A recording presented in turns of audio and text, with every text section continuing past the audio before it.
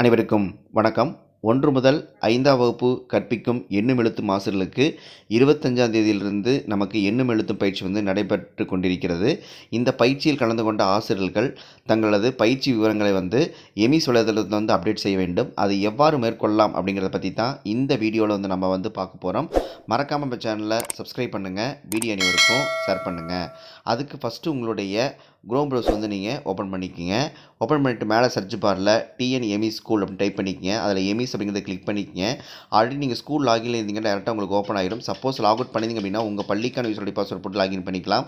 மேலே 3 லைன் மாதிரி கொடுத்துருப்பாங்க உங்கள் ப்ரௌசரில். அதில் டெஸ்க்டாப் சைட் மோட் இருக்கான்னு நீங்கள் செக் பண்ணிவிட்டு மறுபடியும் உங்களுக்கு 3 லைன் மாதிரி கொடுத்துருப்பாங்க. அந்த லைனை டச் பண்ணிங்க அப்படின்னா நமக்கு ஸ்டாஃப்ங்கிற காலம் வரும்.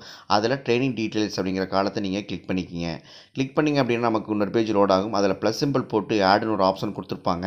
அந்த ஆப்ஷனை நீங்கள் கிளிக் பண்ணிக்கிங்க. கிளிக் பண்ணிங்க அப்படின்னா நமக்கு ஒரு ஃபார்மேட் ஓப்பன் ஆகும். இதில் பார்த்திங்க அப்படின்னா ஃபஸ்ட்டு நமக்கு டீச்சர்ஸோடைய நேம் கேட்டிருப்பாங்க.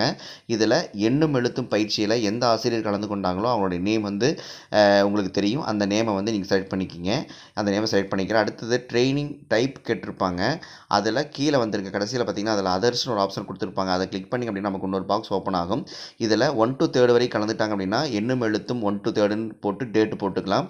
ஒருவேளை 1 to 5 கலந்துட்டாங்க அப்படின்னா எண்ணும் எழுத்தும் 1 to 5ன்னு கிளிக் பண்ணிவிட்டு அதுக்கான டேட்டையும் நீங்கள் போட்டுக்கலாம். இப்போ எனக்கு அந்த டேட்டையும் இதையும் நான் போட்டுட்டு எண்ணும் எழுத்தும் பயிற்சின்னு நான் போட்டுட்டேன்.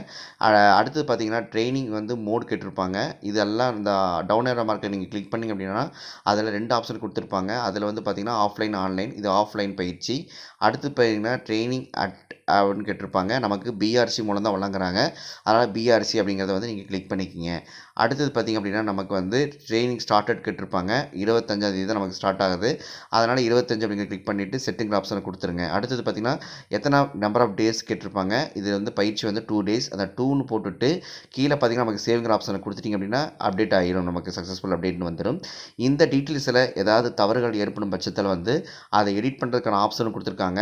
அந்த டீட்டெயில்ஸுக்கு பக்கத்தில் வச்சுட்டு நீங்கள் லாங் ப்ரெஸ் பண்ணிங்க அப்படின்னா உங்களுக்கு மறுபடியும் அந்த ஃபார்ம் ஓப்பன் ஆகும். இதில் ஏதாவது மாற்றங்கள் இருப்பின் நீங்கள் சேஞ்சஸ் பண்ணிவிட்டு சேவிங்கிற ஆப்ஷனை கொடுத்துட்டிங்கன்னா உங்களுக்கு அப்டேட்னு வந்துடும். சரிங்களா?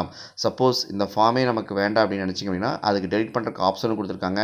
நீங்கள் டெலிட்டும் பண்ணிக்கலாம். எனக்கு எல்லாமே கரெக்டாக இருக்கனால நான் டெலிட் பண்ணல. இது மாதிரி உங்களுடைய ட்ரைனிங் டீட்டெயில்ஸை நீங்கள் அப்டேட் செய்து கொள்ளலாம். இந்த காணொலி மிகவும் பயனுள்ளதாக நினைக்கிறேன். நன்றி, வணக்கம், தேங்க்யூ.